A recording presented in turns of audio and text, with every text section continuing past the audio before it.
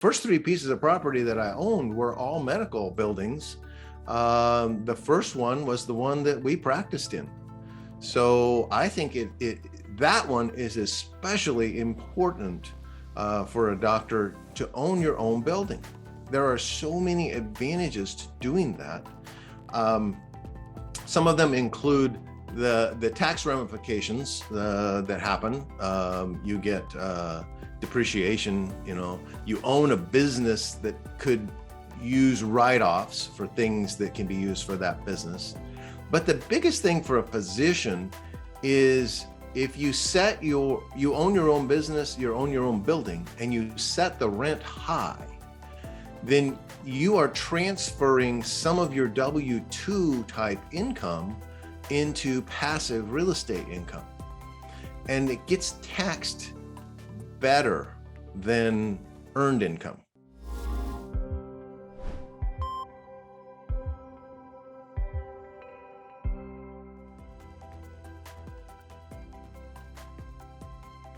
Today's episode of the Providers, Properties, and Performance podcast is with Dr. Cory Fawcett, a former surgeon and current real estate entrepreneur, discussing a clinician's journey through his real estate investment path from physician owner to retired surgeon to investing in other income-producing real estate assets, and now teaching other clinicians the same through coaching, several books that he has published and can be found at financialsuccessmd.com. So, Cory, welcome to the Providers, Properties, and Performance podcast. Hey, thanks for having me. So you're a doctor, a former surgeon, teaching other physicians about entrepreneurism, financial management, and real estate investing. So what started you down this path? Well, I always have been a little different in how I handled my money compared to everyone else. It turns out, back in residency, I was actually one of the few people who contributed to my retirement plan. And I couldn't get other people to do that. And when I went to buy my first house, the banker actually said, is this stuff real? That I turned in everything to get pre-approved for a loan. And I said, well, yeah. And I'm thinking, man, he's not going to approve me. I don't make enough money or something's not right. And he sets down his pen and he says, you know what? You are the first 20-something who's ever walked into my office with a positive net worth. How much do you want? And I kind of began to realize I was doing things differently, and other people began to notice that. And when the other doctors began to notice it, they kept coming to me for advice. And I just kind of evolved into teaching doctors about finance, real estate, how to get out of debt. And those things just kind of kept expanding until finally, when I was ready to retire at age 50, I kind of cut back my practice for a few years and kind of coasted into retirement, easing things out, and then decided that my new mission in my retirement era was going to be to teach doctors this for real, and just make it a formal thing instead of, just talking over a patient during surgery or hanging out in the doctor's lounge. So I just kind of evolved from something that I did as a passion on the side to something that I actually get paid to do today. Well, and you state that your mission is to, eliminate burnout, which is real, debt and bankruptcy among physicians, dentists, and others in the healthcare industry. So why do you think burnout is happening at such a prevalent pace, I think, right now? I think one of the biggest problems about burnout is that doctors are converting from owning practices to being owned by someone else's practice. And when that happens and you lose control of what's happening and you have to do what someone else says, I think that takes you down a very different road than when you own things and you control things and you decide. I was just talking to a doctor yesterday on a coaching call, and she was saying that she was feeling burned out and couldn't figure out what to do with it. I said, well, why don't you change, one little change might be move your office visits from every 10 minutes to just every 15 minutes. A simple change like that to give you a little bit of breathing room. And her answer was, they won't let me. I have to do the slots the way they are. If she had been in her own practice, and she could have said, I think I need to do that. I need to lighten my load just a little bit. If I just moved every 15 minutes, it will improve things a bit. And I can relax a little more instead of feeling like I'm pushing a production line. And so she couldn't do that simply because she was employed by someone else who was telling her what to do. And I think when things like that happen, if someone else is in charge and you see you need to change something to stay healthy and not burn out, sometimes you can't, or sometimes you feel like you can't. A lot of times you have a lot more power to make these changes than you think you do. And you're just afraid to make the move. So for me, for instance, debt was an issue. Even though I was in private practice, I had a high debt. At one point, I hit as high as 600 and some $1,000 of debt. And my wife and I set out to become debt free, which is kind of the whole book of my doctor's guide to eliminating debt. But that debt, because I had it, I was afraid to make two changes in my practice that I needed to make, because there was two procedures, vascular surgery and thoracic surgery. I hated doing them. They made anxiety. They got patients in the ICU. They got more calls at night from those patients, and I wanted to get rid of them, but they paid the best of everything, and these were my high number procedures, and so I was afraid to get rid of them as long as I had a home mortgage hanging over my head, and the other debt that went along with it. But when I became debt free, I then developed the courage to say, I'm going to get rid of those things, even if it drops my income, because now it doesn't matter if my income drops a little bit, because I don't have those debts to pay and I'll get by just fine. And I dropped them. I went to the office manager, said, take all of my thoracic patients and give them to this partner because they like thoracic surgery. Take all my vascular patients, give them to this partner because they like vascular surgery, and I don't want to see those patients anymore. And I let the chips fall, and nothing happened. My income didn't even drop. All of that fear that my income would drop was unfounded, because when I moved those cases to my partners, they had to displace some cases back to me in order to take them. And they displaced to me stuff I liked even better. My practice got better because my financial situation improved to the point that I felt confident to make the changes that I was afraid to make before. And this high debt load that doctors are facing today, I think, is another factor in why burnout is growing higher as medical education gets more and more expensive.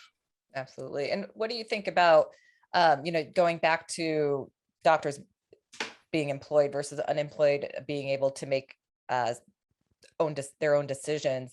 If you are in a practice that has a PA or an MA or a medical scribe, but then, something happens and they have to cut costs, and, you have this operation where that's helping you support your ability to see more patients and focus on the patients that need you the most. Does some of that happen where there's this cost cutting thing, and then all of a sudden, this staff that was there to support you goes away, and then the doctor is expected to absorb it? I think that happens a lot. And what's interesting is those assistants never get cut from the CEO. Right. The CEO is not cutting their own assistants, so that they have to do their own typing and take care of their own letters and send them out. No, their assistants are still there. In fact, they add a few more.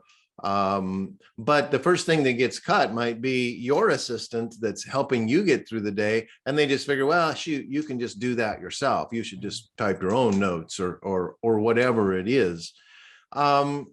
And the doctors sometimes just feel helpless with that. They don't feel like they have the power to control that. I can give an example of one time when I took that power. After I retired from my regular practice of 20 years, I became a locums doctor for a few years. And I was working in critical access hospitals, places that only had one surgeon. And so I'd come in and give them a break for a week. Okay. So I was at one of these places, and they really felt like they needed me there. Okay. I was really helping keep their surgeon healthy. And there was a contract dispute with us, and they said, oh yeah, okay, we'll take care of that. This is something I wanted to have happen. They said they would do it, but it wasn't seeming to happen. Right. And so I kept being patient. Each month they'd say, hey, we didn't fix that problem. Oh yeah, we'll get to that. And then one day I went into him and I said, for 6 months now, you've been telling me you'll get to that. And I've been patiently waiting for you to take care of this, but I'm done waiting. There's a place in Hawaii that's asking me to come out there and work. And I would love to take my wife to Hawaii and get paid to be there and work near the beach. Okay. So this is the deal. If by the end of the month, the contract thing isn't all solved, I'm off the schedule and I'll be going to Hawaii. He said, oh no, we'll take care of it. You go tell Hawaii, no, you're staying here with us. You can tell right then I had some power. Whether I had known it before, I knew I had power at that moment. No, you tell Hawaii you're staying with us. And I said, no, you've said that before. I can't tell that to Hawaii until I have a contract in my hand that's correct. Mm-hmm. Within 72 hours, it was all taken care of. 6 months of farting around because I wasn't exercising the power that I had got taken care of in 72 hours because I decided to flex my muscle and say, listen, I know I have power. I'm going to use it. Either fix this or I'm going somewhere else. But if you're deep in debt and you have no reserves, you just don't have the courage to tell them you're going somewhere else. Because it is very expensive for a doctor to change jobs. In my first book, I actually followed one of my friends when he changed jobs. What did it cost him? And it cost him over $175,000 to swap jobs. And so it's expensive for us to leave our job. And if we don't have backup, we don't have a good financial footing, we can be very intimidated to not rock the boat and not get what we want. But when you finally get the courage to do something, you often discover that you have a lot more power than you thought you had. Yeah, absolutely. So, and you said you were able to retire at 54. You want to walk us through that? So when I was in medical school, I had made a plan to be financially independent by age 50. I showed that to another doctor. He said, that's not possible. I think he was over 50 at the time and he couldn't retire. So he was like, oh, you're never going to be able to do that. So I just followed my plan. And by the time I reached 50, I was financially independent. The thing I didn't count on is I originally was saying that I would also retire at age 50. I didn't count on when I was in my 20s that when I was 50, I would have liked to stay in surgery because I enjoyed it. I had a good practice. I had made changes to my practice as I got more and more financially secure so that my practice grew better and better with time. Got rid of stuff I didn't like doing, got more of the stuff I liked doing. I took 8 to 12 weeks of vacation every year during my practice. So I had a nice thing going. This is a good job. It's fun. I enjoyed my patients. I enjoyed operating. So I wasn't prepared that when I did reach 50, I didn't want to retire. So I just kept working, but then I worked half-time. And I wanted to cut way back so that life was really nice for us. But in my partnership, we didn't really have a half-time option. The way the contract was set up, the real problem was how we handled our overhead. And I would still be responsible for my share of the overhead, no matter how low I took my practice. And as my wife put it, if you work any less than this, you're going to be paying them to work. And that wasn't going to be good. So they weren't willing to make it different. So I had to retire from the practice and then became a locums doctor. And that allowed me to kind of slow down over time and ease into retirement. So I just didn't go from full-time surgeon to nothing. And I gently worked my way down until I actually got to the point where I was doing so few cases as it went down that I began to question what the next step was in a case. And I realized, oh man, this isn't going to bode well as I began to do this. I was losing my edge because I just wasn't doing enough. And I had to make it, that was a break point. I had to decide one of two things. I either have to work more so that I keep the numbers up and you stay good at what you're doing, or I have to just call it quits.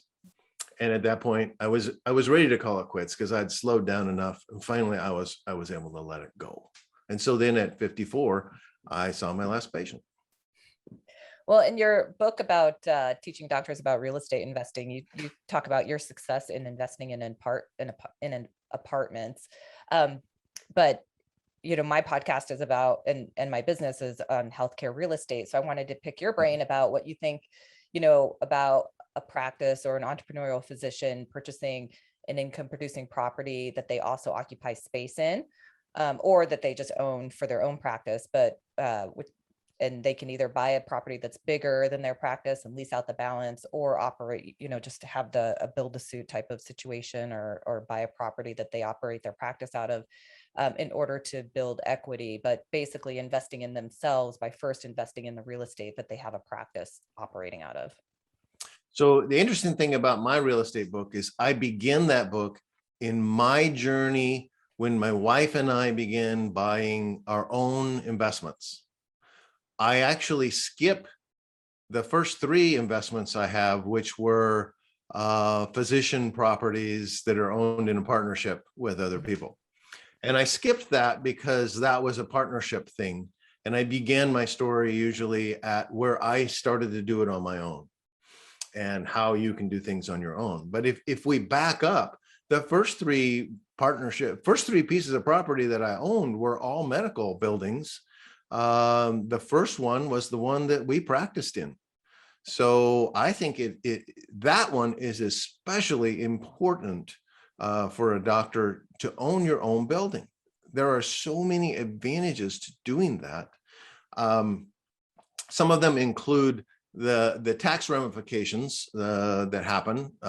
You get depreciation. You own a business that could use write-offs for things that can be used for that business.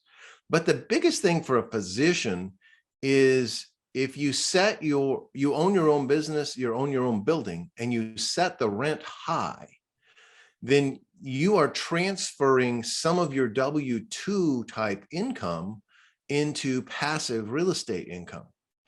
And it gets taxed better than earned income. Earned income is the highest tax bracket. The most taxes you can pay for anything is earned income. So when you own the building, you're transferring some of that earned income by paying rent to your building, which your building then makes money and pays you as passive income that's not earned income. And it decreases your tax bill by doing that. So you also get the appreciation that's going to happen over time. And why would you spend your whole life paying rent to somebody else when you could have been paying rent to yourself and increasing equity? So I think owning your own building is a no-brainer. You ought to be doing that. And in my practice, it was put to me that you can buy in when I first was joining the practice, you can buy into the building if you want to.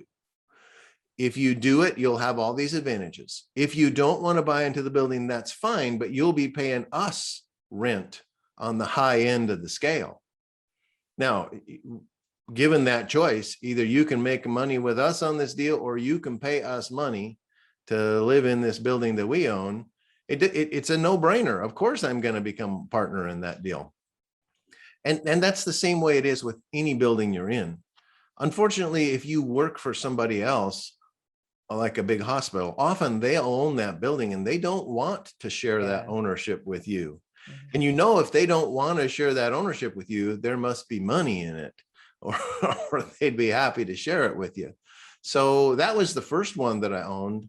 The second building that I owned was a surgery center that we built, and we had lots of partners in that deal. And the third one was a multi-doctor building next door to the surgery center. When we bought the surgery center lot, it was too big. So we built the surgery center. And then with the other half of the lot, we built another office building for other doctors. And in all of those, I've been a partner in a big group. The medical office building that I worked in, the deal was, once you're not a partner, you can't own this anymore. It was only owned within the partnership as part of being a partner. And so I had to sell out on that. But I still own part of the other 2 buildings as a partner in the group. So I think those are really great ways for physicians to invest.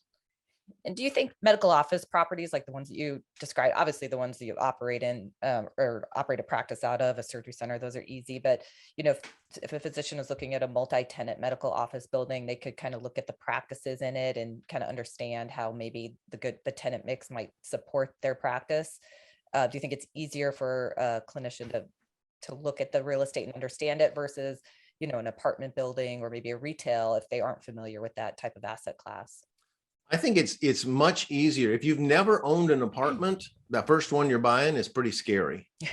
But usually you run an office, and so you're familiar with that. You already know what it's like to have an office and pay rent for an office and how it's taken care of. You're familiar with that already. So I own a multi physician building, and there's more than just physicians in that building.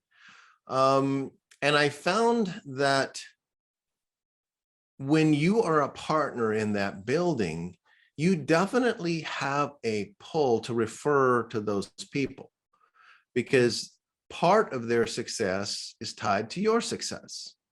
And so if there's an orthopedic surgeon in that building and your kid gets hurt, needs an orthopedic surgeon, that's the one that comes to mind first. The guy who, if he makes something, I have a friend, a great example is I have a friend who owns a Carl's Jr. They own the building. They don't own the Carl's Jr. business, but they own the building, and Carl's Jr. rents the building from them. So when they're going to go to fast food, guess where they go? They go to the Carl's Jr. that they own the building of, because as long as that person's making good money, then they can pay the rent and I'm making good money. And so there's definitely a tie. And when we were setting up the surgery center, we used that tie to bring other doctors in town. So we set up the surgery center as two different businesses. One was the people who owned the surgery center business itself, and those were only the surgeons involved in the surgery center. You had to be a user of the facility to be an owner of that. And then we had a second business that owned the building, and the surgery center would rent from the building. And in that, we invited any doctor in town, whether they were going to be using the surgery center or not, to be part of it. The reason we did that was if they are a part of this deal, they will want to get their cases referred to the surgery center so that it does well, so that they end up getting their rent paid and they make money as well. Because we did that, there was a competing surgery center in a nearby city that was owned only by, I think it was anesthesia. Anesthesia were the only people that owned this thing. In our first year, by including everybody in town in the deal, in our first year, we outdid that other surgery center in their fifth year because everybody was included. Now, in that group, if only the anesthesiologists are going to benefit if we send it there, I don't have any real incentive to send you those patients. But if I'm going to get some kind of a benefit from doing this, I would be inclined to say, oh gosh, let's get it done over at the surgery center. It's just something that mentally we do if we're connected with something. And so I think, yeah, having a multi-office building with multiple different practices, and it will actually change your practice pattern and you'll involve those people more. What if you're a multi-physician practice, like you just explained, and you have some sort of rapid growth plan where instead of one surgery center and one medical office building, there's 3 different parts of town. It's a large city and you want to be able to open up 3 at a time. But obviously that's a huge capital investment. What is your thought of, people that are familiar with the asset class and familiar with doing joint ventures with a physician group, accessing those for capital in order to expand quickly? We actually did that with the multi-office building because we didn't get enough capital from the doctors that are in the area. So we opened it up to other people as well. I think my preference is to not have partners because partners add complication. But sometimes you can't make the deal happen on your own, and you need to bring in somebody to help you with the deal. Like when we were doing the surgery center, I mean, you think about the anesthesia people, they didn't have extra partners. So it was less complicated, but they didn't make as much money because they didn't have as much business because it didn't involve other people. So I think there will be times in your life where you have a project that you want to do, but you personally don't have enough resources to do the whole thing by yourself. And then strategically pulling in some partners from elsewhere, I think may be the only way you can do it, and you'll then still succeed at what you do. So I'm involved in those as well, and I think they are a good idea. Well, let's discuss managing real estate for physicians that are always busy. You talked about how in the first year you owned your first investment, you did it yourself in order to figure out which parts that you didn't like. So please share the parts of managing and what you learned that first year to find out what you didn't like and what you like and what you don't. So when we ventured into it, we said we would do everything for 12 months. My wife and I and the kids would do everything involved in the 31 unit apartment complex for 12 months. It was not that big a deal to do that as a full-time surgeon. And my wife was a stay-home mom. After the 12 months, then we decided to farm out things. And we knew, because we've done the job ourselves, exactly what it takes. So it was easier for us to understand what those people needed and what it was worth paying for those services. And so we automated everything and farmed out all the pieces. So for the next about 12 years, I was the manager of the properties, and I took care of them for about 10 hours a month. It's about what it took me to take care of the properties. And I did keep a few things that I enjoyed doing. I enjoyed picking the tenants. I mean, they're going to be in my place. I enjoyed meeting them. I enjoyed picking them out and deciding which tenants are going to be there. A lot of doctors want like some big wall to make them invisible, so nobody knows that they own the place. And I got this LLC and some other name, and no one will ever see me, and they'll never know a doctor owns a place, as if somehow that was a big detriment if they knew a doctor owned the place. I think it's only a detriment if you're a slumlord and you have a crappy place there and people don't like it and they're complaining about you. Then you're going to get a bad reputation as a doctor, But if you're going to take the place seriously and treat these people well and provide them good housing, there is not a problem with them knowing that the doctor owns a place. I even got patients because they knew I was their landlord and I was a good guy. And so they would come to me instead of someone else when they needed something done. So I enjoyed that part. And so I kept that part, but farmed everything out.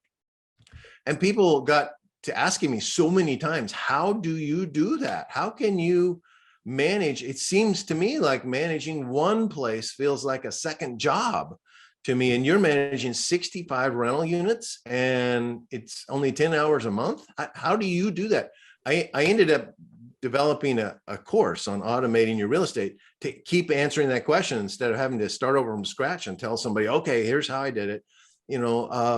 But it's just a matter of making systems, just like in your doctor's office.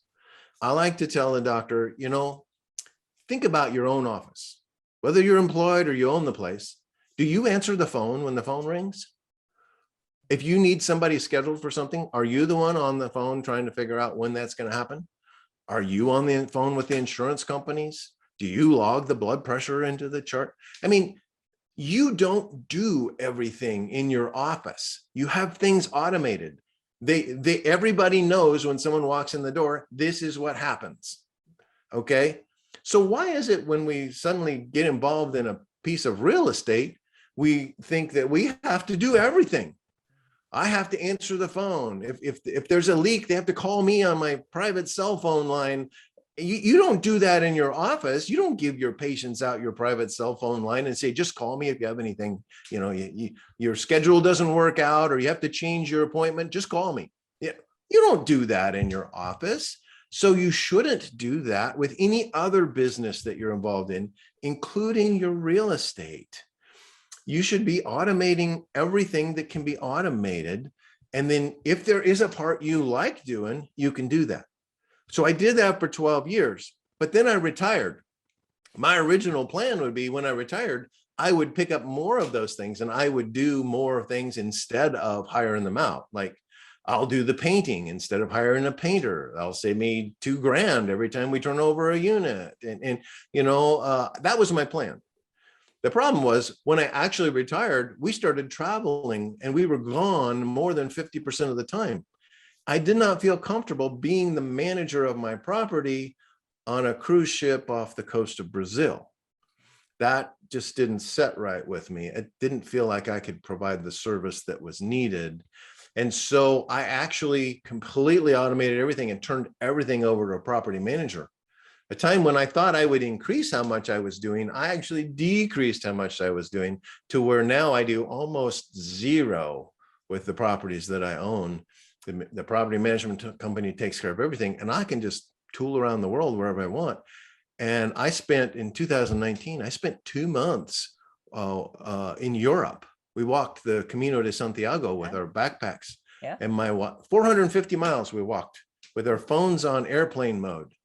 And all during that time, the checks kept getting deposited in the bank. If I needed money, I just go to an ATM and get it. I mean, that's what passive income is all about.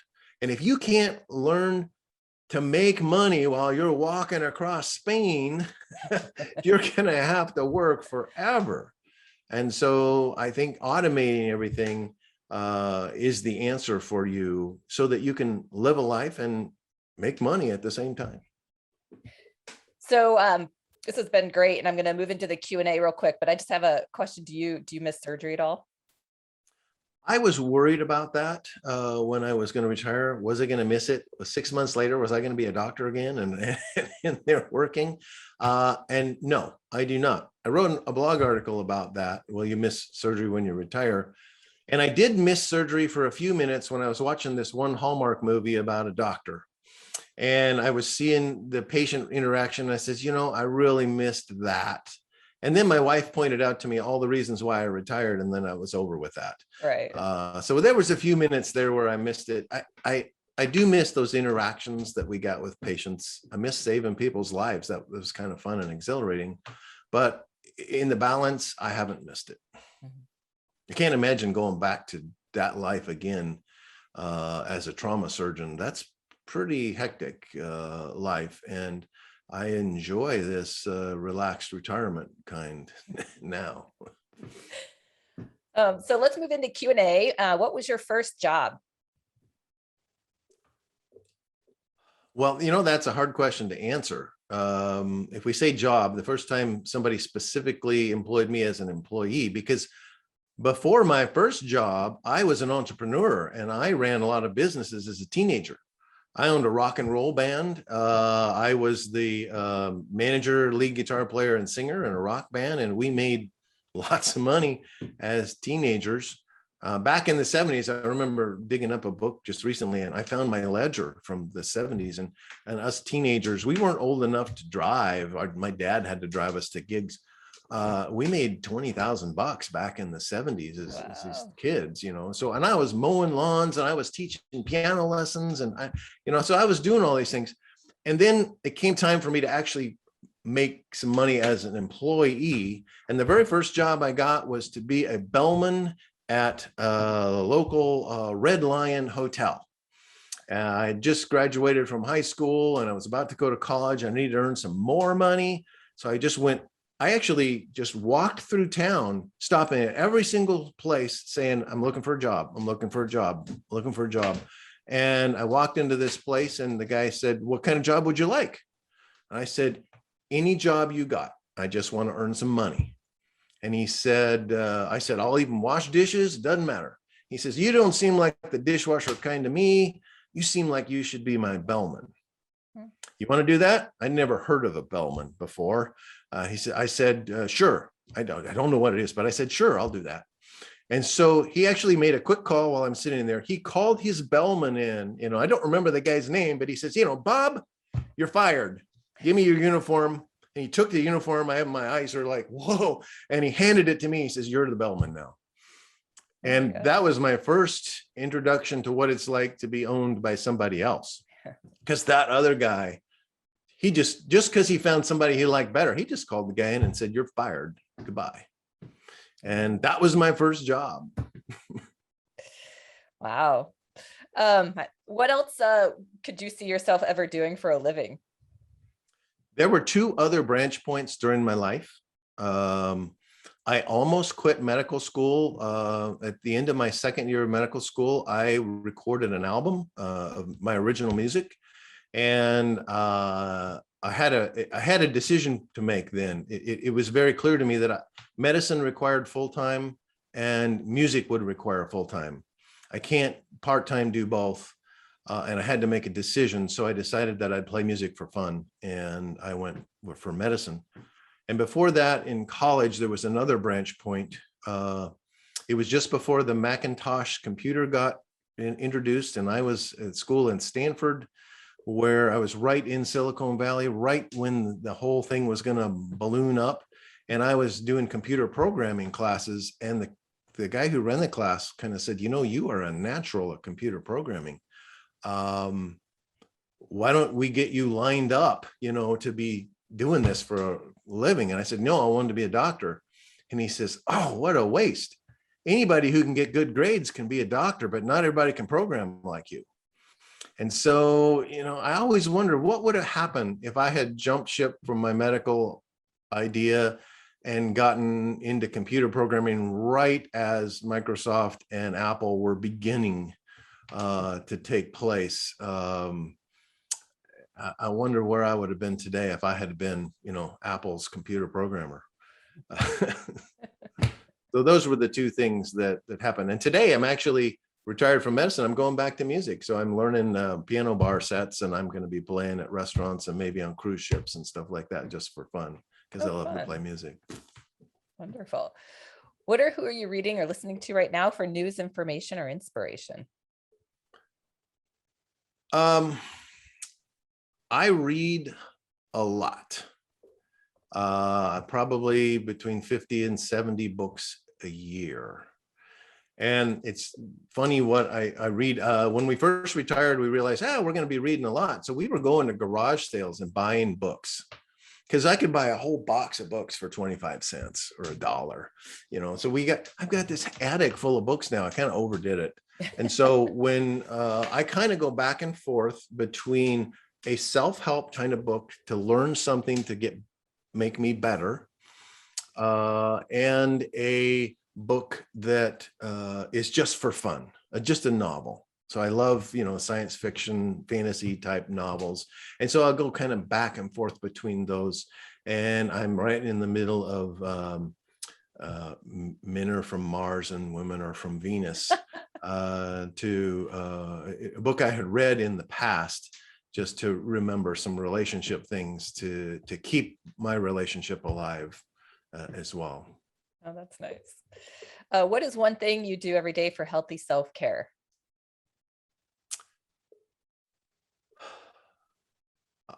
I don't have an alarm clock anymore. And so I get to sleep in now until I'm done sleeping. So I think that is a big change. When I retired from medicine, I always thought that I was a night owl. I love, playing music late at night. I can play a gig till 2 a.m, drive home, but I hated getting up in the morning. I wanted to sleep in. And every Saturday during my practicing years, I always slept in a couple hours later than my wife. Then I retired. And within a couple of months, I was always waking up a couple of hours before my wife. And I find out I wasn't really a night owl. It's just that I was perpetually tired, and I needed some extra sleep in the morning. And when I retired and got all the sleep I needed, I began waking up earlier. And it took me a couple of months actually to be caught up on sleep from the sleep deprivation I had as a surgeon. So trying to get enough sleep is probably the biggest health habit I have. So I have two questions, but typically one's for a clinician and then one's for a business owner, but you're both. So I'll start with, are leaders born or trained? I think it's a little of both. I think you have, you are born with some kind of an inclination of whether you like to lead or you like to follow, which one of those is your preferred mode. But then if you want to become a good leader, you're going to have to train for that. You're not born with the skills that it takes to be a leader. You might have been born with the desire to lead rather than follow, but you're going to have a little both, the desire that you were born with and the knowledge that you picked up. Well, that might be the same answer to the question I ask clinicians, do you think people are born with like obviously a desire to heal and then medically trained, or, are some people more naturally gifted to do that? Well, I think the reason I'm a doctor is because my grandfather, who was a millwright. When I was a little kid, my grandfather used to read me this book called Dr. Goat. And it was about about a goat who goes around and heals everybody. And then one day he gets sick, and then all of the animals come back and take care of the doctor. And at the end, it says, and the very next day he was on his way. 3 cheers for Dr. Goat. But when I was like 2 or 3, that book was totally memorized. We had read it so many times sitting in his lap. And he used to put on a show like that. People would come over and says, oh yeah, well, what can this little kid do? He says, well, he can read. And it was like, there's no way that little kid can read. Watch this. And he would turn to any page in the book and he would say the words wrong. And I would say, that's not what that says. That says, and everybody thought I could read, but I just knew what it said on every single one of those pages. And I think that drilled into my mind, sitting on grandpa's lap, seeing what it was like to be a doctor, how they helped everybody. And then those people came back and helped the doctor. I think that is what made me, all the way as far back as I can remember, I wanted to be in healthcare. And I think it was my grandfather's little book. And today that book sits on the mantle at my house. This old version of a book called Dr. Goat that's not even in print anymore. I read it to my grandson a couple of days ago. When I went to open it, the cover completely fell apart. It's just, it's in pieces. But so I think it was my environment that made me want to be a doctor. No one in my family had ever been a doctor. In fact, I was the first person of my relatives, my ancestors, to go to college. Very nice. Well, Cory, this has been a wonderful interview. I really do appreciate your time. Well, thanks for having me. It was a lot of fun to be here.